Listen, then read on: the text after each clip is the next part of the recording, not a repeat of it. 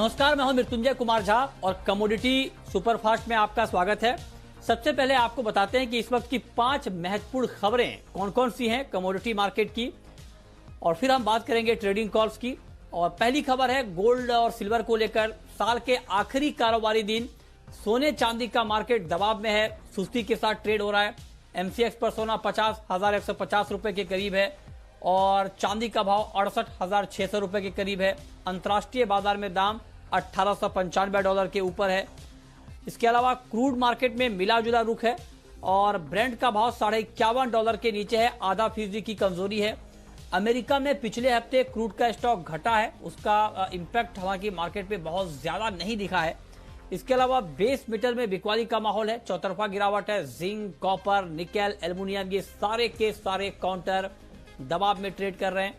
इसके अलावा natural gas में उछाल है, नेचुरल गैस में निचले स्तरों से रिकवरी है और एमसीएक्स पर भाव 183 रुपए के करीब पहुंचा है।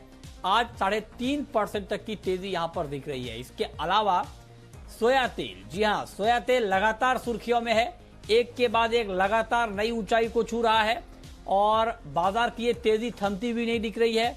1185 रुपए के भी ऊपर चला गया है जनवरी का वायदा। एनसीडीएक्स पर जबरदस्त तेजी, 3 महीने में 31% दाम बढ़ गए हैं। सोयाबीन का वायदा 4600 के करीब है, तो लगातार तेजी यहां पर बनी हुई है। तो ये 5 खबरें हैं। इन 5 खबरों के बाद अब हम बात करेंगे 5 ट्रेडिंग कॉल्स की, और ये बताने के लिए हमारे साथ हैं जिगर धर्मशी, मोतीलाल ओसवाल के। जिगर, बहुत स्वागत है आपका। गोल्ड की बात कर लेते हैं, गोल्ड में क्या करना चाहिए इस वक्त? जी देखिए, साल का आखिरी दिन है ट्रेडिंग का और जनरली हमने देखा है कि इस ड्यूरेशन में काफ़ी एक सुस्त माहौल रहता है ट्रेडिंग का। और पिछले 2-3 दिनों से भी हम देख रहे हैं कि बहुत ज़्यादा मोमेंटम बिल्टअप नहीं हो रहा है, तो एक sideways to range bound momentum आज के लिए ज़रूर से रहेगा। बट अगर ओवरऑल बायस या मोमेंटम की बात करें तो जो पूरी तरह से जो गोल्ड का बायस रहेगा वो short term to medium term एक तेज़ी का माहौल रहेगा। तो बिल्कुल ही बाइंग करके चलना चाहिए गोल्ड में। और हमने देखा है कि रिसेंटली एक ट्रम्प की तरफ से जो स्टिमुलस भी साइन हुआ है, डॉलर इंडेक्स में वीकनेस है, तो ये जो सारे फैक्टर्स है गोल्ड के लिए सपोर्टिव है।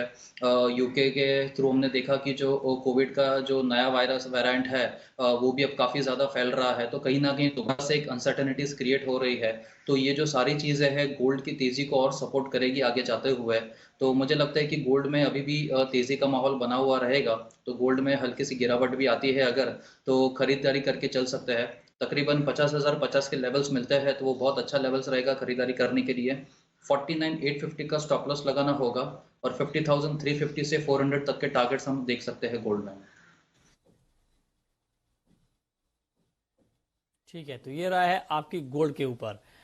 सिल्वर का मार्केट अभी आपको कैसा लग रहा है जिगर? चांदी में किस तरह का ट्रेड आप देख रहे हैं और क्या चांदी में इस वक्त बाइंग का मौका है, इस भाव पर खरीदने का मौका है?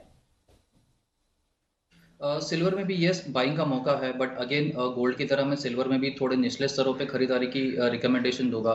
हमने देखा है कि पिछले 2 दिनों में एक बेस मेटल्स में भी काफ़ी करेक्शन आया है, तो बीइंग एन इंडस्ट्रियल मेटल मुझे लगता है कि सिल्वर में एक अच्छा मौका मिल सकता है, अच्छा लेवल्स मिल सकता है बाइंग के लिए। तो सिल्वर में अगर 68,300 से 350 का जोन मिलता है तो वो बहुत बेटर लेवल रहेगा बाइंग के लिए। 67,900 का स्टॉप लॉस लगाना होगा और 69,150 के टारगेट्स हमें सिल्वर में आते हुए दिख सकते हैं। तो गिरावट पे खरीदारी करने की सलाह रहेगी सिल्वर में। ओके, ठीक है, तो आप कह रहे हैं कि गिरावट पर सिल्वर को खरीदें, लेकिन क्रूड में क्रूड पर आपका व्यू क्या होगा? आधे फीसदी की मजबूती है, 3540 के आसपास है एमसीएक्स पर कच्चा तेल। इस भाव पर क्रूड में क्या करना चाहिए? जी, मुझे लग रहा है कि क्रूड में एक शॉर्ट टर्म कैप बन सकता है और प्राइसेस को मैं अपसाइड नहीं देख रहा हूँ। मुझे लगता है कि अब यहाँ से एक short term to medium term एक प्रॉफिट बुकिंग या एक साइडवेज टू नेगेटिव का मोमेंटम रह सकता है क्रूड में। हमने देखा है कि जो वापस से एक नए वेरिएंट का कोविड का जो कंसर्न्स है वो काफ़ी ज़्यादा बढ़ रहे हैं, तो वो जो ऑप्टिमिज्म क्रिएट हुआ था कि इकोनॉमी बहुत जल्दी से रिवाइव होगी, तो वो ऑप्टिमिज्म कहीं ना कहीं इस नए नए वेरिएंट के वायरस की वजह से थोड़ा बहुत फेड होता हुआ दिख रहा है। तो कहीं ना कहीं एक डिमांड के ऊपर कंसर्न्स आ सकता है। और दूसरी तरफ देखेंगे कि जैन के फर्स्ट वीक में ओपेक प्लस की भी मीटिंग है, जहां पर एक 5 लाख बैरल्स की क्रूड की और सप्लाई बढ़ सकती है, तो कहीं ना कहीं थोड़ा एक दबाव रहेगा क्रूड के प्राइसेस में। तो मुझे लगता है कि क्रूड में एक बिकवाली करके चलना सही रहेगा। तो 3550 के करीब आता है तो एक अच्छा सेलिंग लेवल रहेगा क्रूड के लिए।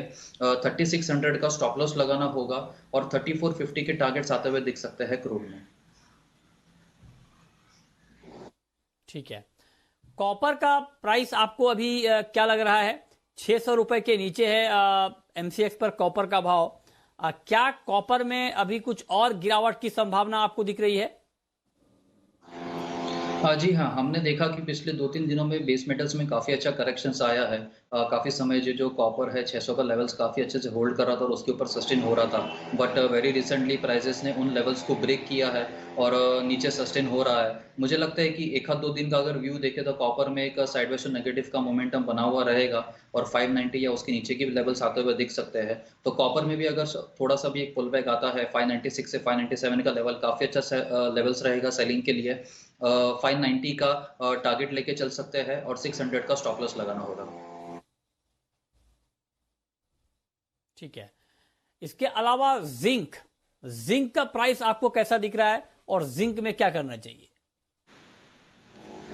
जिंक में भी मुझे लग रहा है कि एक एज अ कॉम्प्लेक्स पूरा बेस मेटल सेलिंग में है। मुझे लगता है जिंक में भी एक गिरावट और ज़्यादा एक्सटेंड हो सकती है। तो मुझे लगता है कि जिंक में हल्की सी अगर पुल बैक आती है 215.50 से 16 का रेंज काफ़ी सही रहेगा सेलिंग के लिए। तो पुल बैक पे सेल करना रहेगा। 217.50 का स्टॉप लॉस लगाना होगा और 213 से 212 तक के हम टारगेट्स 1 या 2 दिन के सेशन में आते हुए देख सकते हैं। ओके, तो ये 5 महत्वपूर्ण कॉल जहां पर आपके लिए ट्रेड का मौका बनेगा, आप ट्रेड करिए, लेकिन सेफ ट्रेड करें आप। और जो भी ट्रेड लें स्टॉप लॉस जरूर लगाएं। साल का आखिरी दिन है तो हम यही चाहेंगे कि आज का आपका जो भी ट्रेड हो ये फायदे वाला ट्रेड हो, आपको नुकसान ना हो। जाते जाते अंत भला तो सब भला, इसीलिए काफी सावधानी से ट्रेड करें। और आप सभी को नए साल की अग्रिम शुभकामनाएं। हम उम्मीद करते हैं कि 2020 का जो दर्द है वो 2021 में गायब हो जाए। 2021 का साल हम सब के लिए, आप सब के लिए खुशियों भरा रहे। बहुत बहुत शुक्रिया।